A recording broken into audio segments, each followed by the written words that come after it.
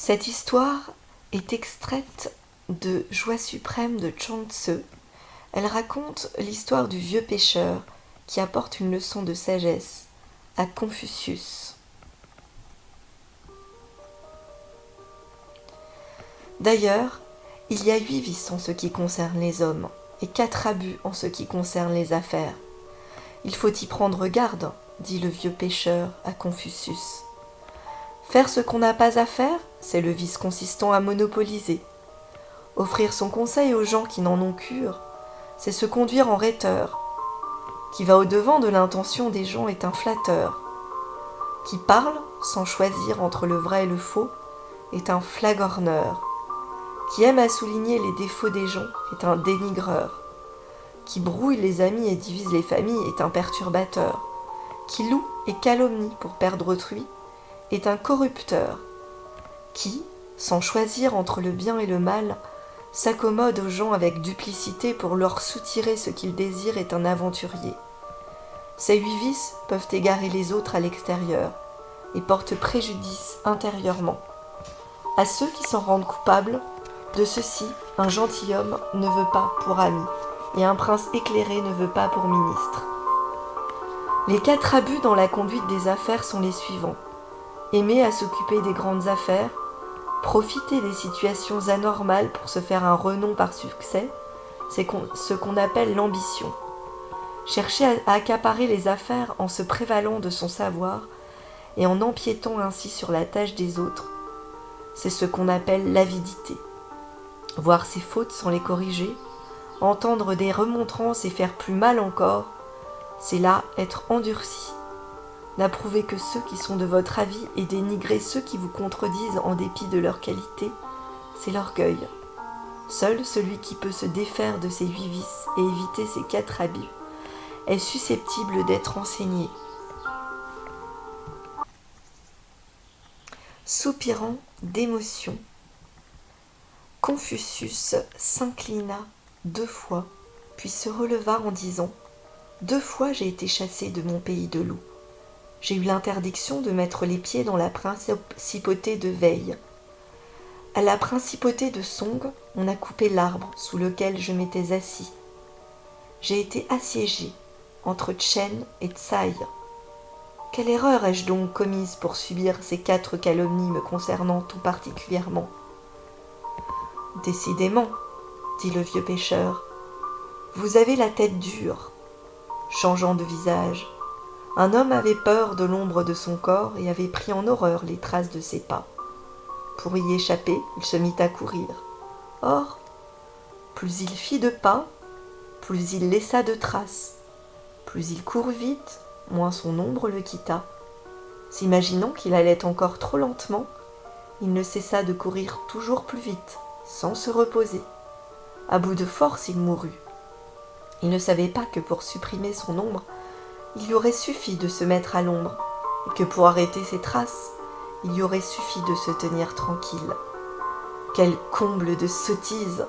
Vous ressemblez à cet homme, avec toutes vos recherches sur la bonté et la justice, vos distinctions entre l'identique et le différent, vos considérations sur les changements d'activité et de passivité, vos règles pour accepter et donner, votre souci d'ordonner les sentiments d'amour et de haine, votre tempérance qui tente à harmoniser le plaisir et la colère. Mais tout cela ne vous évitera guère de tomber dans les 8 vices et dans les 4 abus. Vous y échappez, mieux vaudrait cultiver attentivement votre personne, préserver avec soin votre vérité et laisser à autrui vos biens. Si au lieu de cultiver votre propre personne, vous cherchez le bien des autres hommes, ne vous écartez-vous pas ainsi de votre tâche propre ? Qu'entendez-vous par vérité ? Demanda Confucius. La vérité, répondit le visiteur, c'est la sincérité parfaite.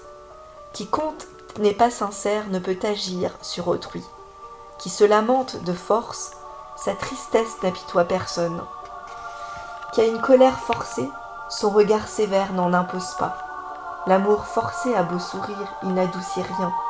La vraie tristesse est muette, c'est elle qui apitoie. La vraie colère n'éclate pas, c'est elle qui en impose. Le vrai amour ne sourit pas, c'est lui qui adoucit. Seule la vérité intérieure fait agir l'âme à l'extérieur. C'est ce qui fait le prix de la vérité. Confucius s'inclina 2 fois, puis se releva en disant « C'est pour moi une faveur du ciel que de vous avoir rencontré. Ah, maître, daignez me ranger parmi vos serviteurs et m'instruire vous-même. Dites-moi, s'il vous plaît, où vous demeurez, et je me permettrai d'aller recevoir vos leçons et d'apprendre pour mener à bonne fin l'étude du grand Tao. » Non, dit le visiteur, car l'adage dit « Ne va jusqu'au mystère du Tao qu'avec celui qui est capable de te suivre. N'y va pas avec qui est incapable de te suivre. Garde-toi de lui révéler et tu seras sans reproche.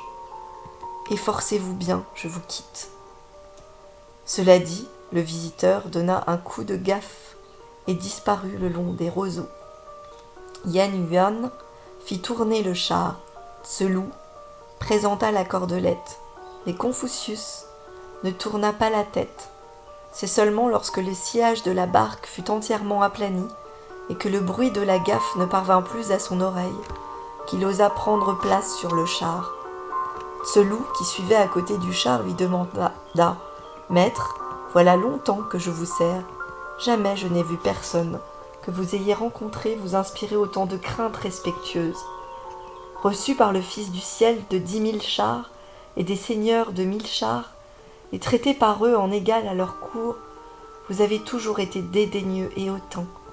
Et voici qu'aujourd'hui, devant ce vieillard qui se tenait tout droit, devant vous appuyé sur sa gaffe, vous avez fléchi vos reins à angle droit, et vous vous êtes incliné 2 fois avant de lui répondre.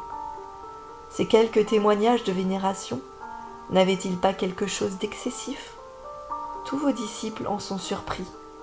À quel titre ce vieux pécheur était-il digne de pareilles démonstrations ? Décidément, Yéhou, dit Confucius, tu as la tête dure. Voilà longtemps que tu t'es plongé dans l'étude des rites et des devoirs, mais jusqu'ici ton esprit grossier ne t'a pas quitté. Approche, je vais te dire. Ne pas vénérer un vieillard, c'est manquer au rite.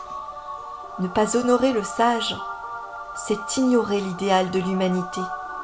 Si ce pécheur n'était pas un homme parfait, il ne pourrait pas faire qu'un autre homme s'abaisse devant lui. Et si celui-ci s'abaisse sans conviction sincère, il manque à la vérité et se porte à lui-même un préjudice durable. Il n'y a pas de plus grand malheur que d'ignorer l'idéal de l'humanité. Tu es seul à te réserver cette faute. D'ailleurs, le Tao est ce dont tous les êtres émanent. Qui le perd mourra, qui le possède vivra, qui agit contre lui échouera, qui agit selon lui réussira. Le devoir du saint est d'honorer le Tao partout où il le rencontre. Or, on peut certes dire que le vieux pécheur le possède. Comment aurais-je osé ne pas l'honorer ?